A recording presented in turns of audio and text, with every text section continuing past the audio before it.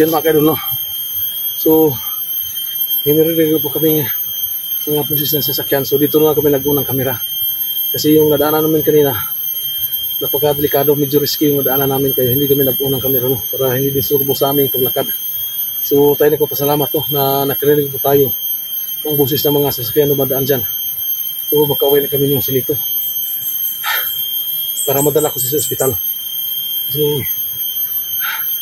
talagang marami na po yung dugo lumabas sa kanyang katawan.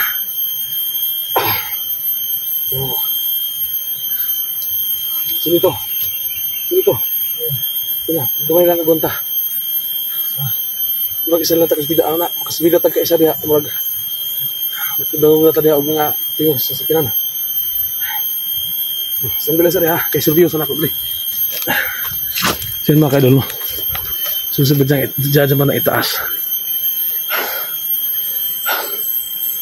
Sana may daanan na dyan kasi nakarinig mo kami ng mga busis ng mga sasakyan dyan. Sa Joselito. Kaya pagsurbis ako tayo.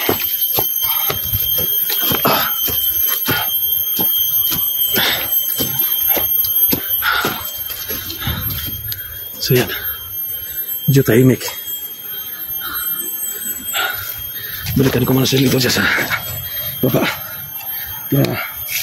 Padala ko dito sa taas.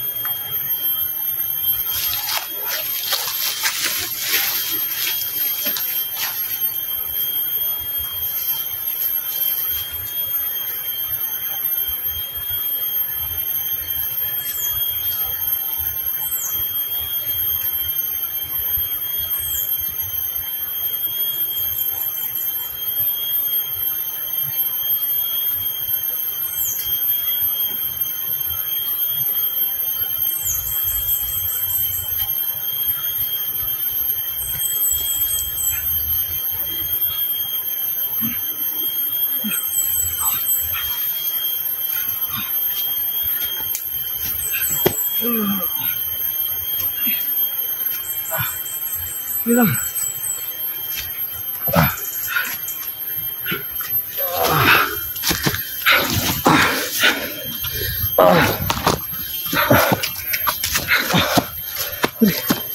Sana ba tayo?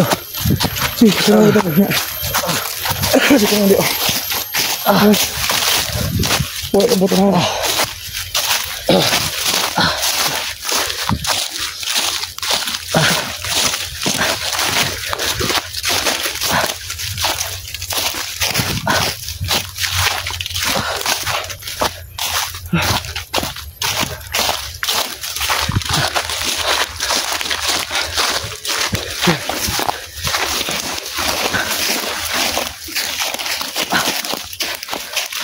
Bisa hoy.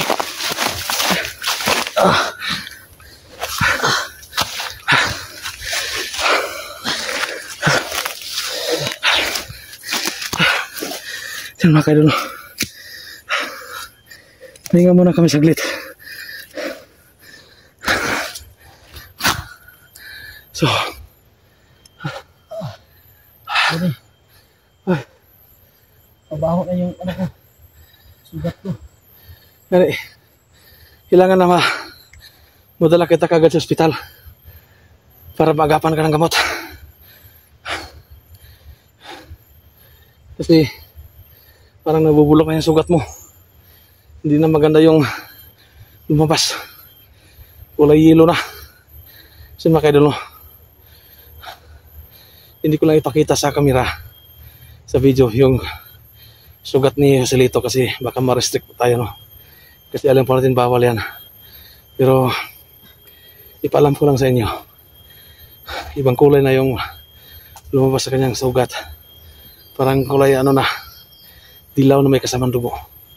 Medyo hindi na maganda yung amoy, pero titiisin po natin. So yun, makadulong mula dito nakarinig kami ng mga boses ng sasakyan. Parami na yung narinig nating boses, no? So sa palagay natin maraming dumadaan dyan. sana makahingi tayo ng tulong at sana may malapit na hospital dito para madala po natin si Joselito. Kasi kailangan na talaga yung menjikan sa ng antititano. Baka lumala pa yung sugat yun. Ito. Ayan. Kaya rin mo na ha. Bantala sa ibrang hapit ata.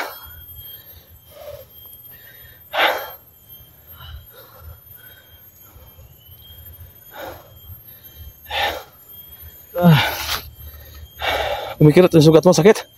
Ha? Sakit yan. Nautin na mo pa na. Ha? Yan ba kayo dulo? Namilipit sa sakit sa Joselito. Kaya magpahinga muna kami saglit.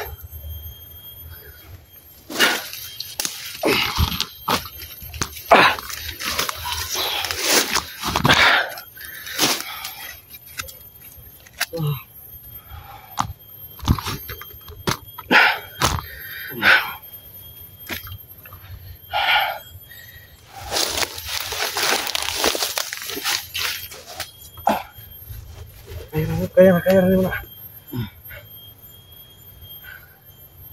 Di madugay, makababa na kita. Kabuti tayo ospital ini. Ngayon nang ibantag yun. Nabantag yun mo, nabantag nga ito baktas itong pinakadlaw itong pinaktasay. Kasi makadalo kaya matagal kami nakapunta dito. Kasi may iniwasan kami. Kasi kanina lang nakita kaming doon sa mga ilog. May nagnurunda ng mga bandido. So kilala niya yung isa. Yung commander. Sino yung commander na yun? Yung nakita natin sa ilog. Inteng, ha? Posting, ha? Commander Inteng yun. Commander Inteng. So yan o. Siya yung nakakilala kanina. Sabi niya, iwas tayo dyan kasi si Commander Inteng yan. Kaya naghanap kami ng ibang daanan kaya dito kami napadpad. So ang target talaga namin yung nakita yung marinig yung boses sa sasakyan. Yun ang target namin na puntahan. Yun o. Kayo marag dulo ulit ha. Kita natin ko. Istingan akong tindog. Ha? Kung tindog kaya pa nimo. Ano na yan nataka? Ito. Tindog. Sakit kayo. Ha, makaya? Sakit kayo. Sakit. Sige.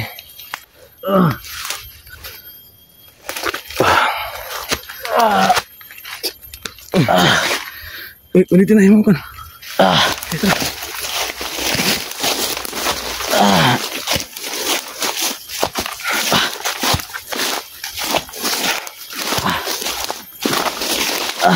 Lagi na eh. Sakit kayo. Ito lang. Sige. Nagasitas ka ligid. Huwag ka piyansa ha. Parang nahinig akong ano. Ha? Lebih sasakyan.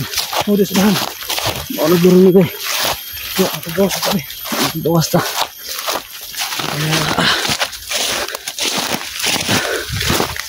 Tingnan lang ano. Ang sakit tapi kayo buhay ta. Tumpun na nato ni kay doon na kita. Gonta.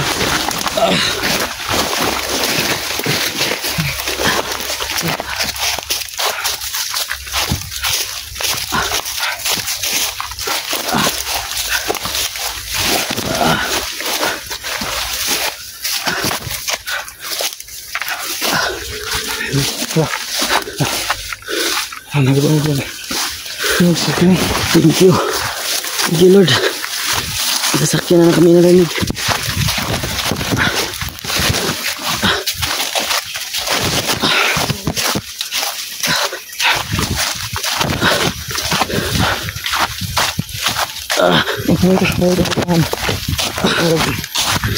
Yung sakit na yung sa mata.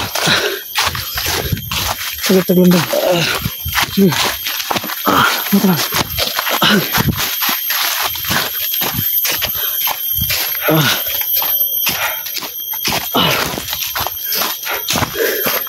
Ito, mau lagi di ba? Orang itu na yun. Bisa dito. Bisa.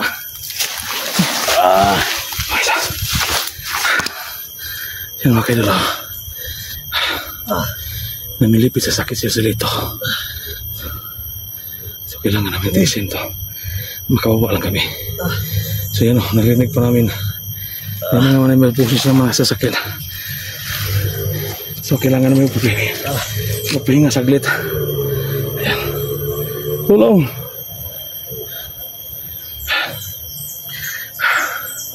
Kunting tisa lang. Magkakawin na tayo. Itchin mo ko sa hospital dyan eh. Oh. Hindi ko na kaya dyan eh. Kung makahanap tayo ng ano, hingi tayong tulong dyan na madala tayo sa ospital kasi hindi, pare tayo hindi natin kabisado ang lugar na ito. Kaya kailangan maghanap tayo ng taong pwedeng tumulong sa atin.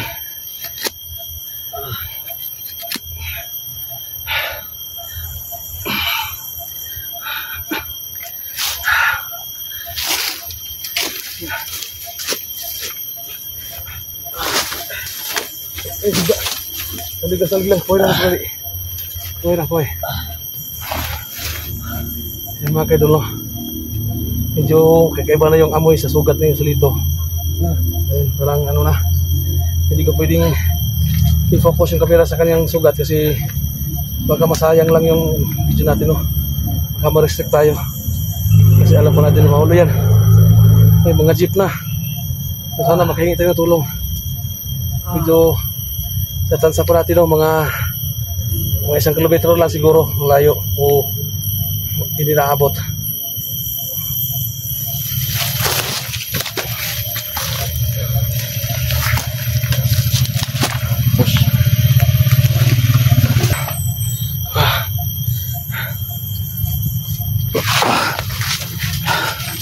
Kasi mga kaidolo, medyo ayan, may narinig po tayong boses ng sasakyan.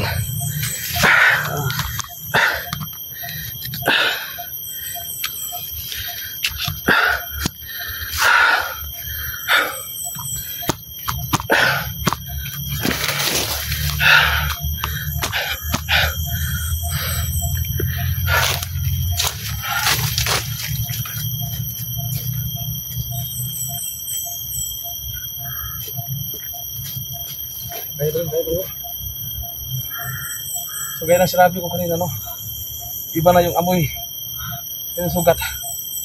So is lang, pahinga muna kami kahit mga 5 minuto lang kasi sobrang masakit yung sugat eh. Pag nakalagad kami ng medyo malayo, masakit yung sugat. Kaya ang ginawa namin dito, pahinga lakad kami.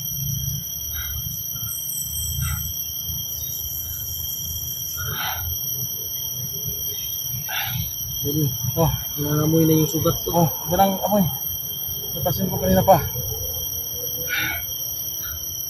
Pero hindi kagaya dati. Sobrang sakit talaga. Grabe yun. Oh. Yung una talaga yung pinakamasakit. Grabe. Yung iba yung amoy. Kaya taga-bunit po tayo. Napasok yung amoy sa sugat niya kasi nakita natin lumabas. Medyo dilaw at saka may dugo. So, medyo masila na talaga yung ano niya. Hindi na talaga maganda yung sugat. Kailangan na talagang ano siya madala sa ospital para malagyan ng ano, antibiotic.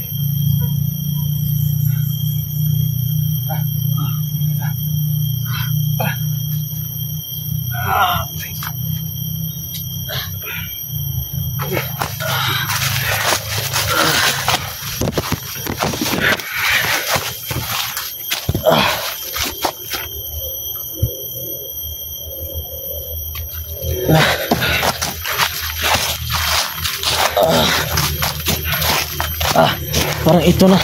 Nandiyan eh. Panirinig na ako. Sinapit ko tayo.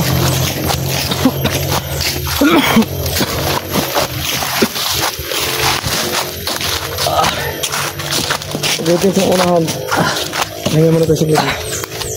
Ipuntahan ko muna kung malapit ba tayo dun. Masasakyan.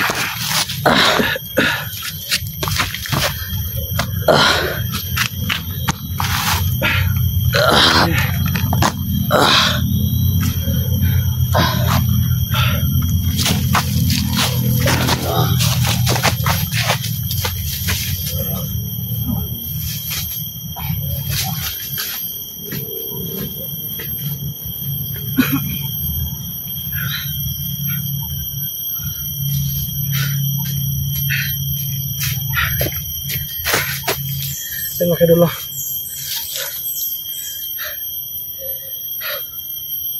Grabe yung pagod. Isin namin lahat para malapasan namin ito, no?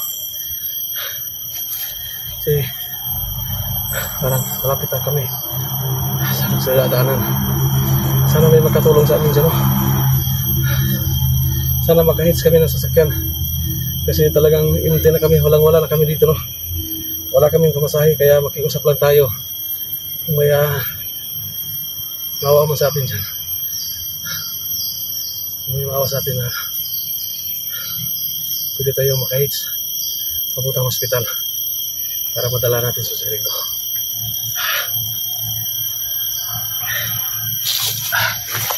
Sige tayo.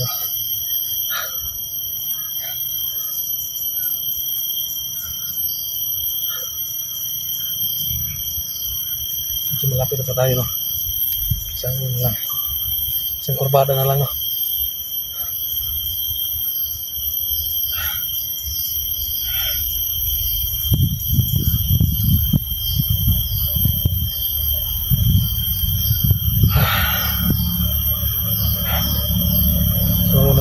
Dito kasi nag-usap sila ay naman saglit kasi kumikiro ito sugat niya.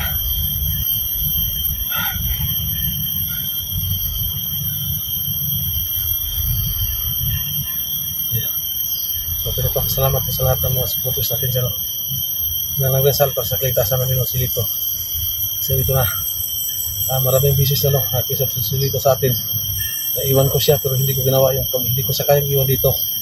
Dahil sa sitwasyon na ngayon, hindi ko talaga siya iwan. Kaya kahit ano mangyari, pipilitin ko madala siya sa hospital para tuloy na siyang gumaling mga idol at makabawi na siya, no? Kasi talagang nag-promise siya sa atin, no, na magbabago talaga siya.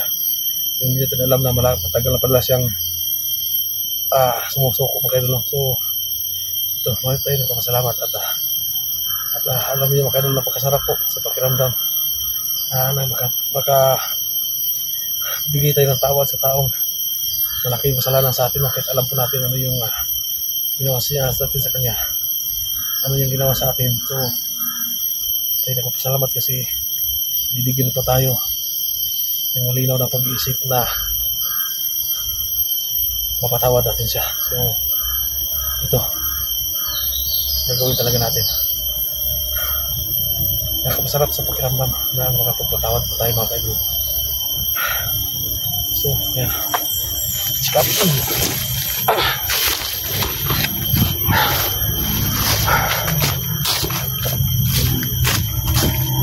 Tara. Magkapusunahan. Buhay sa pusunahan. Huwag na ito. Mag-uplan na kami rasunahan. Tari. Yes.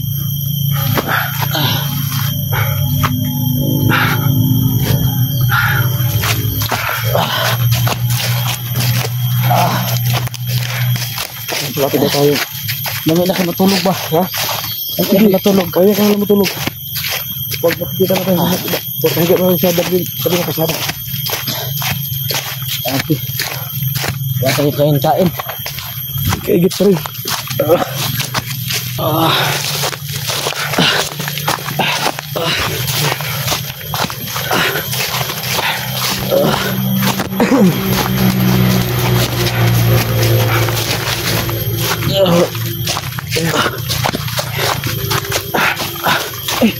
Sige na kayo dulo. Hindi siya na po. Mag-upcam kami. Kasi tanaw na namin yung daan. Kasi sigabal pag na may dala kaming kamera, baka ano yung isipin nila. Kaya hingi kami ng tulong dyan sa panangunahan. Daanan na pala dyan. Oh, dyan yung kasada diya. Sige na kayo dulo. Mag-upcam muna kami. So update lang ako mamaya sa mga kayo dulo pag andun kami sa hospital. So maraming salamat po.